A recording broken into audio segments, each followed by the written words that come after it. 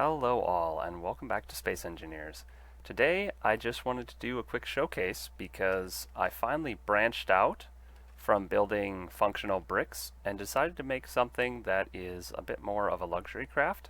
It is still functional and pleasant to use in survival. In fact, I have already built this on one of the servers I'm playing survival in, and it is quite nice.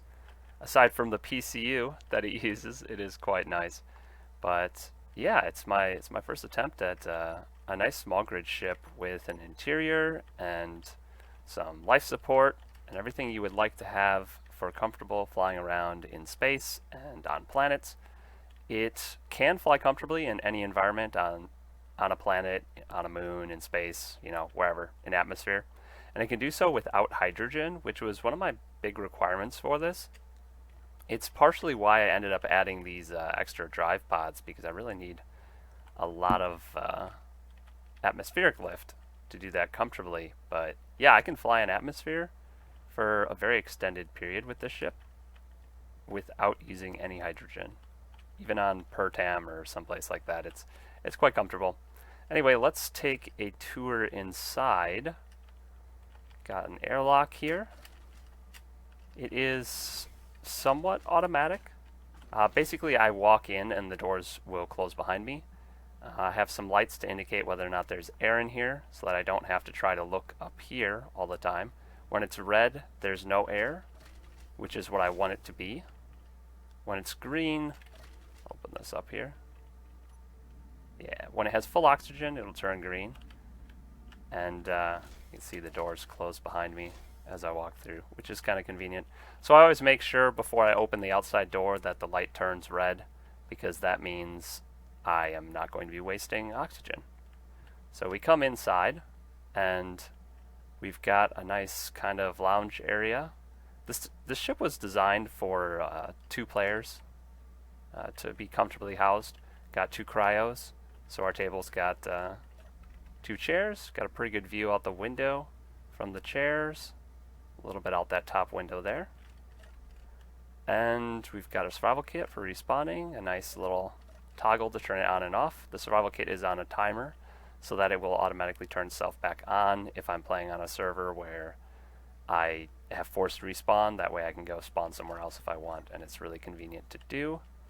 This is access to large cargo from inside, so I can grab big things out from in here if I need to. We got some light switches here just for ambient effect. It's really cozy. I really like using these heater blocks inside because they give a really warm feel, and I think it makes sense to have a heater in a spaceship. It'd be pretty ridiculous if you didn't have one, so I use the heat vents to simulate that. We got a backup control station here, but this one's not the main control station. That is up here in our cockpit.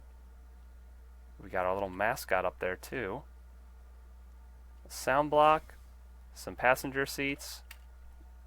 I think it looks decent when you're flying around. That's always a big thing for me when I'm trying to make it look okay, is making it look okay kind of from this angle.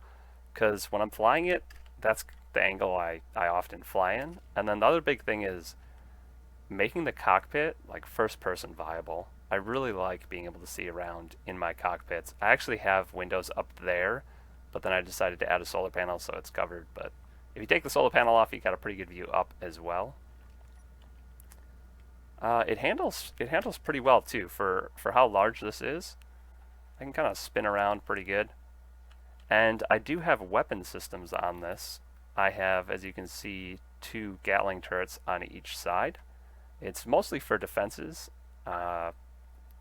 I would not take this ship into combat for an extended period. You want to be getting out of combat. Yeah, shoot down missiles, shoot down players, because that's what you don't want getting anywhere near you while you're playing. But I do have the turrets if you are forced into combat, and I also have 4 railgun turrets, which are hidden right in the front here, kind of in a tighter formation, so that when you're aiming at something, you don't just shoot around it from first person. And we have plenty of battery power to be running entirely on like ion or atmospheric and still charge our rail guns. To make docking with other ships and stations easier, I added remote controls that cooperate with the top and bottom connectors. This is the bottom remote.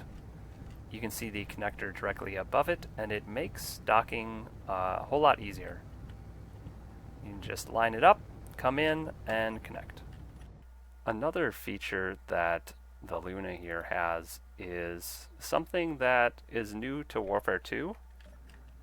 This is the first ship I've actually used this on, but in the cockpits, you now have triggers, so when you get targeted, you can tell it to do specific things. And I have some timer blocks set up so that when I do get target locked by another ship, it goes through and it activates an alert, turns off all the exterior lights, activates this alert, so there's an alarm, a little siren alarm, and the lights blink. And it also will turn on all of my thrusters, my gyroscopes, and my weapons, as well as toggling a few other things that are less important, but it basically makes my ship combat ready instantly. So if I'm just cruising around and all of a sudden I get target locked and I didn't have my hydrogen thrusters on because I'm just trying to save fuel, it'll toggle them on immediately so that I have maximum ability to maneuver, and I don't have to go through and prep myself for battle. I'm just instantly set up for battle. So I think that's a really cool feature, and this is the first ship that I added that feature to, so I think it's kind of cool. The Luna also has a system for automatically shutting all the doors if you vent out the atmosphere inside the ship. It has sensors on all of the O2s that just shut everything. And also every 20 seconds or so, it will just shut all the doors automatically like that, so that you don't have to worry about shutting doors between things. I like my doors to be shut pretty much all the time, in case I puncture a hole in one section, then it doesn't lose all my air everywhere. So, taking this down to the surface of the planet here, it sits quite nicely, low enough. This is another issue with small grid ships, is finding a way to get in. But this one I can very comfortably just walk up to and jump into it. I put this little ledge out here so you can land on it. So it's pretty comfortable to use even from walking position, which I kind of like. Go back out here. The outside is also optimized for a playthrough where you don't have a jetpack. You can get on top of it using the ladder. Really haven't found a whole lot of the uses for ladders in this game, but this is one of them. Got a nice ladder that lets you get on top. You can walk around on top of the ship very comfortably. The cargo up here you can access, but there's also, for accessing your cargo from the ground floor without going inside the ship or trying to access it through the bottom or the top, you can access the cargo through here.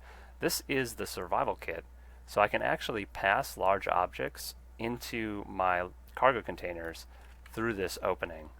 And that's an addition I always like to have, just a little quality of life improvement. We also have cameras. We have cameras that face every direction, and we actually have 3 that face forwards, which is kind of nice. Jump in the cockpit here and I'll just show you those. It's this control set. So we've got the left forwards, middle forwards, and right forwards. And it's kind of nice because they show you the sides of the ship. And also, if you lose the forwards facing camera right at the front because you're in combat or something, you have backups to fly the ship with. We also have cameras in every other direction. So if you're flying in a situation where you don't have third-person view, you also have compatibility for that. It's all set up already. I'm going to fly this around a little bit and just show you how it works on the planet here. We'll switch to our controls for flight. Turn our inertial dampeners on. It's got some pretty good pop to it for how big this is. I find it plenty sufficient. Not bad at all. Go up. We can turn off our hydrogen thrusters entirely. We're very comfortably just hovering here. The atmospheric thrusters certainly don't have as much pop as the hydrogen thrusters do, but they're perfectly capable of taking you on a leisurely cruise around a planet. Flip those hydrogen back on, just see how it looks. I think it looks pretty good. These round bits on the top and bottom here, those are decoy blocks, and they are placed in a part of the ship that is not critical to any sort of function of the ship, so hopefully they will distract other turrets and keep them from shooting you down. They'll also deal with any sort of lightning or other nonsense that's occurring. It's absolutely necessary nowadays in survival if you have weather on. That's a pretty good rundown of all the features for this ship. If you're wondering what the stats are, here you go. Pause it, do what you gotta do.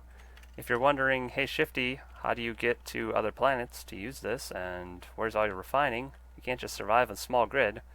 First of all, I beg to differ. I'm doing a playthrough that is just that. And second of all, I built a ship for that.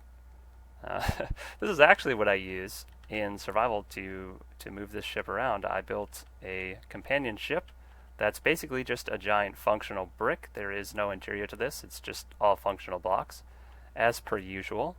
And this is what I take it to other places in. This is how I do all my mining. I got these nice little thingies for connecting to stations.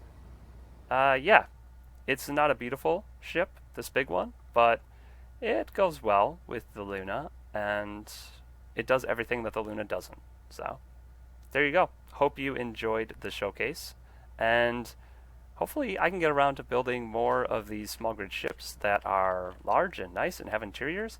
In fact, I've already started on a new one. That's kind of still a secret project at this point, but if you liked this and you want to see more, give this video a thumbs up, subscribe, do the things, and I will see you in the next one.